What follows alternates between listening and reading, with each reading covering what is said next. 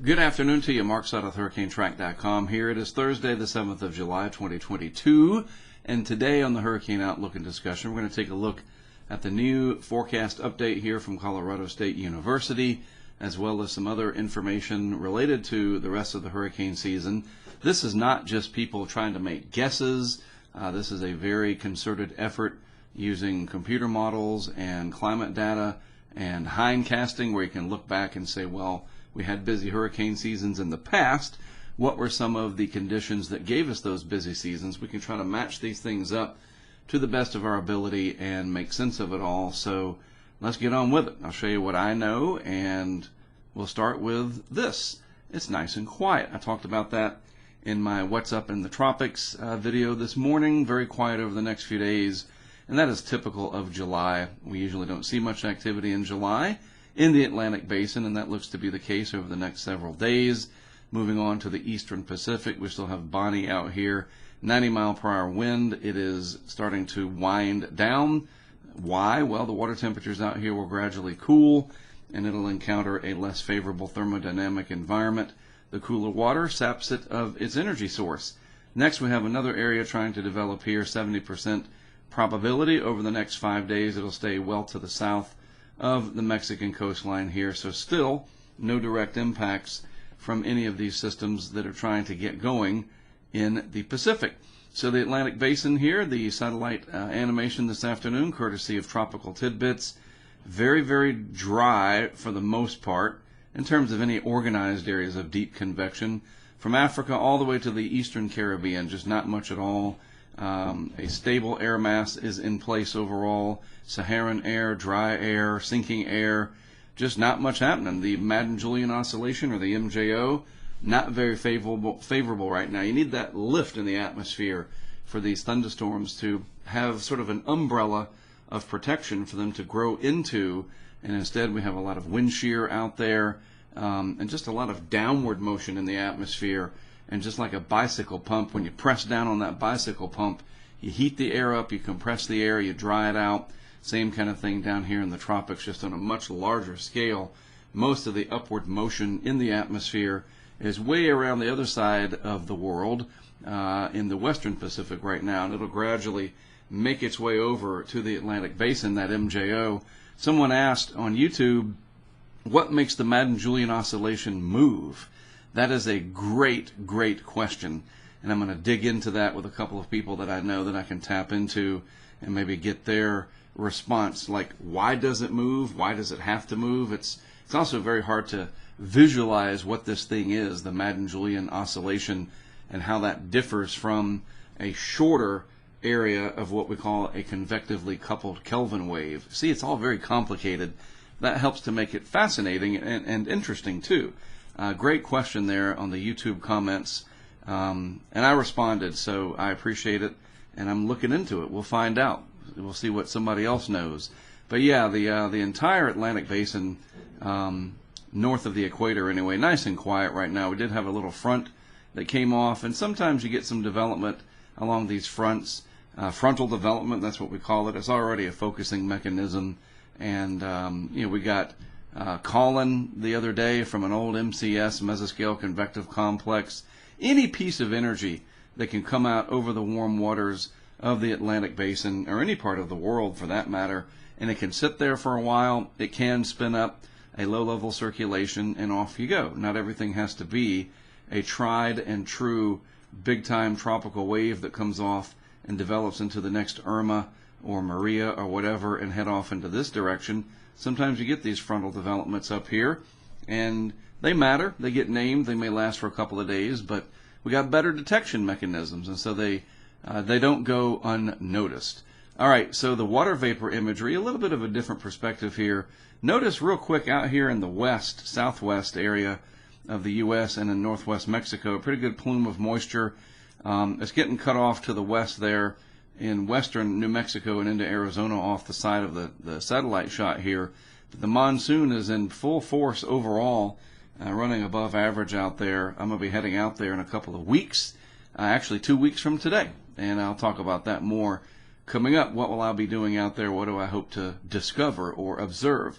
Nice upper level low down here, part of this tropical upper tropospheric trough, TUTT, T-U-T-T, tropical upper tropospheric trough, easily discernible right through here, and that's creating a lot of strong upper level winds down on this side of it. That'll cut into pieces anything that's trying to come in from the east over here. And even the tropical waves right now are rather anemic. They are there, but they're not very robust for the time being.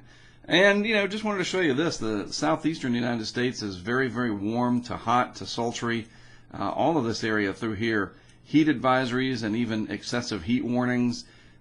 This is no joke. This very large area of high pressure has settled in, and that's helping to keep the Gulf of Mexico warm, especially the northern two-thirds of the Gulf, quite a bit warmer than it should be. We've talked about that a lot.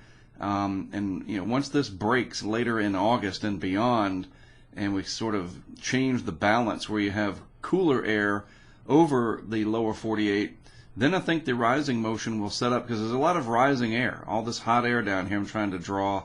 Like, think of this in 3 dimensions. There's a lot of hot air and rising motion over the continent and sinking motion over the oceans right now. Once that reverses later in July and into August and beyond, then this will start to really come into play. And that brings me very nicely to this part of our conversation. I guess it's a conversation. I'm talking to you, but whatever, you get the idea. Phil, Dr. Klotzbach, and his update. This gets done about every month, and I think it's a good thing. We could talk about all day long of different people who think that, you keep changing your forecast, you're always going to be right. For all the negativity that people want to throw at this kind of stuff, trying to figure out the long-term climate patterns, I don't know what to tell you. This is a legitimate effort by degreed meteorologists that are trying to help solve the problem of when we can expect tropical cyclones. And it's got to start somewhere. What's it going to look like 30 years from now? It's still in its infancy. We have supercomputers. We have these tremendous climate models. The NMME, that's the North American Multi-Model Ensemble, the Euro Seasonal, the UK Met, the JMA. There's a lot of effort put out there by a lot of different people, and it is not just a bunch of hogwash. It's not entirely accurate, and neither is just a small sports analogy. Neither is it accurate all the time when analysts tell you what they think is going to happen before a big game, whether it's hockey, baseball, football, basketball, golf, tennis, doesn't matter. Anything can throw a monkey wrench. There's that chaos part. Nothing's 100% until it happens. But there are indicators, just like in what we do as humans, where past performance of a basketball team, an individual athlete, can help to dictate at least solid predictions for future performance and success. And a big part of these forecasts in meteorology is looking at the past, understanding what gave us those patterns before, and see if we have that match now and into the future. And that is very helpful. We call that hindcast. You have a forecast where you're looking forward, and you have a hindcast where you can look behind and see what gave us something in the past and try to match that up. It's kind of like detective work. So, give these folks a break. They're trying, all right? This is what they do for a job. There, off my soapbox. Let's get to the update. Still calling for 20 named storms total. We've already had 3, so we have 17 more to go. 10 hurricanes. We've had no hurricanes yet. 5 major hurricanes. And I'm going to tell you right now, that number right there, that's alarming. 5 major hurricanes. That's a lot of activity. And then this right here, this is so uber important, 180 for the ACE. Why is the ACE so important there? It is important because it measures the quality of what develops. We could have a big season like 2020 where we had 30 named storms, but a lot of them were short-lived and they just didn't amount to much overall. Out in the open Atlantic, some in the Caribbean, even Laura, as destructive as it was, most of that energy, that punch that it had, was in the last 2 days before landfall. You look at 2017 as an example, and Irma and Maria and even Jose, all of those generated much higher ACE scores because they were intense for a long period of time out over the open Atlantic. And there are indications in the guidance that we're going to see a big ACE year, accumulated cyclone energy, that is the output of wind energy. And when you see a number like that, and the norm, the average from 1991 to 2020, the running 30-year average there is 123. And so the forecast for this year is 180. And this is not just Dr. Klotzbach and his team. There are other guidance tools that are all leaning into this direction, suggesting an ACE about 140% of normal. And that would give you around 180 or so, plus or minus a few points. That is a very, very big metric and something we all need to take into consideration, because those ACE points indicate intensity, an intense season, and someone is going to have to deal with that intensity, whether it's the Caribbean, Central America, Mexico, or parts of the lower 48. So some of the reasons why Dr. Klotzbach has stayed with a very active season, we can kind of scroll up past the donut here. These different indicators, and this is all out here in the public. He doesn't delete stuff. If there's a bad forecast like 2013, that was a bomb. That was terrible. It threw everybody off. Sometimes that happens. But this is all here, so I invite you to follow Dr. Klotzbach on Twitter. Read these reports yourself if you want to. They're all right here, readily available. But what are the key indicators here? That the tropical Atlantic and the Caribbean are generally warmer than normal. We've been talking about that for months, while far eastern subtropical Atlantic remains warmer than normal. And then the current sea surface temperature pattern mostly resembles a July active Atlantic hurricane season pattern. So here's what it looks like now, the departures from average. Whoops, it's messing up. I'm trying to enlarge it. So we do have a generally warmer horseshoe shape overall throughout the Atlantic. It's not perfect. 2005, that was a major, major season. 2010, 2020, a different year, 2020, the way the patterns were set up. Nevertheless, it's a pretty close match, and he can do these correlations, and here's what it looks like. It is strongly correlated to a very active season. Very important. This is not just made up as it goes along kind of science here. Another reason, and we've been talking about this for a while too, the odds of El Nino in the summer and fall, no, not happening. I mean, it's almost 100%. It's as close to 100% as you can get, and that is huge because rising air in the Pacific tends to dampen the Atlantic hurricanes because they suffer from sinking air in the Atlantic. And here's the trade burst right here. All these are very strong trades in the tropical Pacific over here. And then these indicate generally, as we get out towards August, this is way out into the future, a general relaxed zonal flow across much of the Atlantic at about 5,000 feet, which means that the tropical Atlantic should warm. We're in a period right now in July where the trades are pretty strong. The African dust is there. That's that blue that you see right here. This is the current time frame, and it's not real favorable out there right now. But look what happens towards the end of the month, mid to late month on. All of this indicates a slowing of the trades in the Atlantic that allows the air to pile up on itself and converge and rise. And if the upper atmosphere lets it rise uniformly, you get thunderstorms. It also allows the water temperatures to warm because it's not blowing across the top of that water to evaporate it or mix it. I mean, these are the tools right here. It's just telling you. It's telling you what is coming in the future. I think it's an amazing thing that we have this. Might not be good news, but at least we see it coming. Finally, another reason for the big seasonal forecast is the robust West African monsoon so far. We can see that clearly here with all these greens over the interior there of the tropical region of Africa. Lots of upward motion, and the greens here on this map. Let's just click on it. I'll show you that way. It'll look a little bit better. So yeah, Africa favorable. You can see that all through here. Lots of rising motion over Africa that has fostered these tropical waves, the rainfall above average all across this region where it's important. More tropical waves equals more energy input into the Atlantic to eventually develop into hurricanes.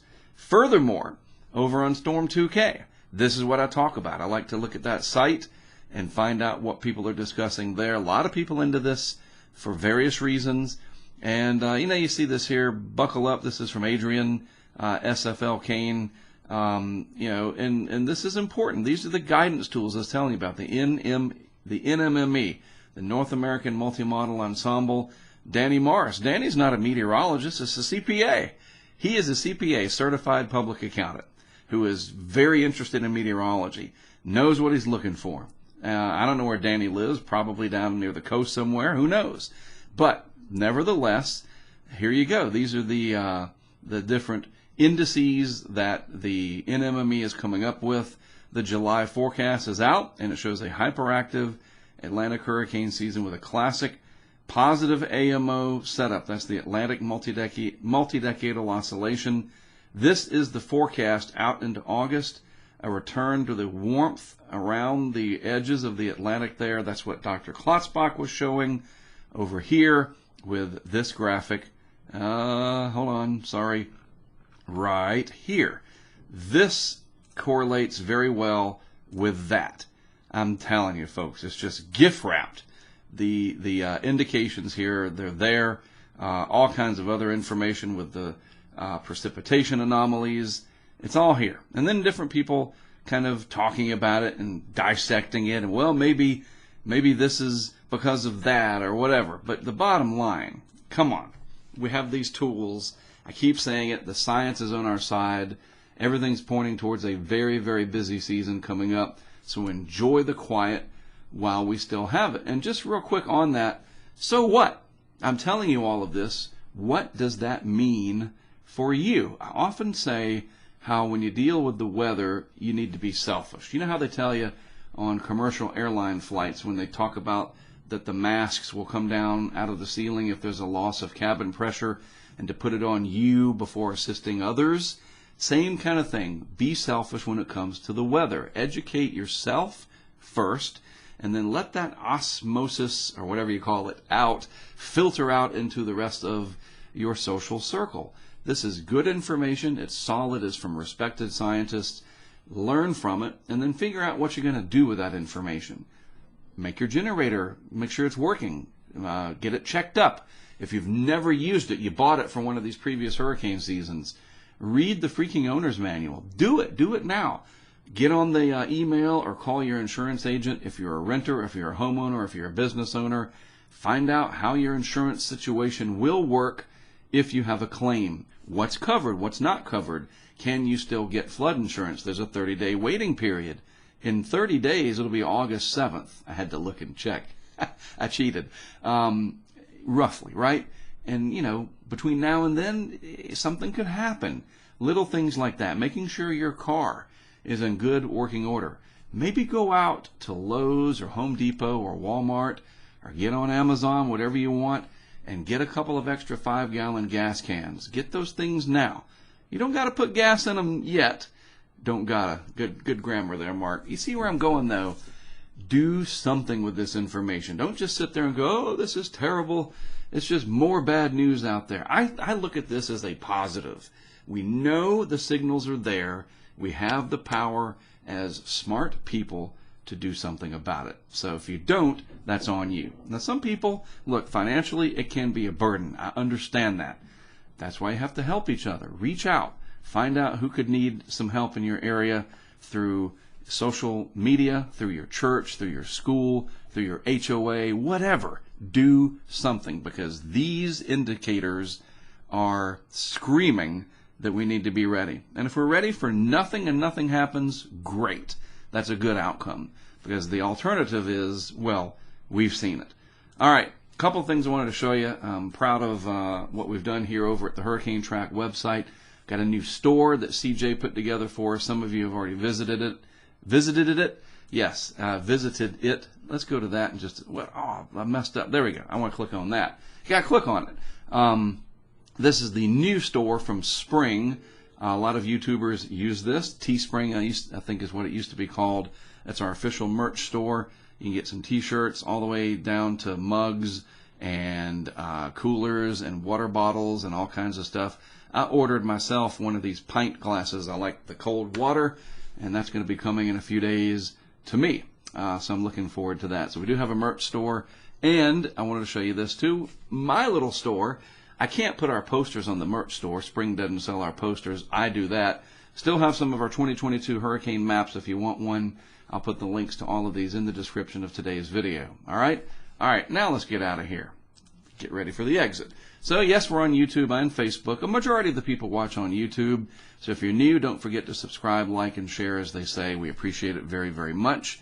And a big thanks to our back-end team for making all of this work. I appreciate you very much, indeed. So there you go. That's the news from me.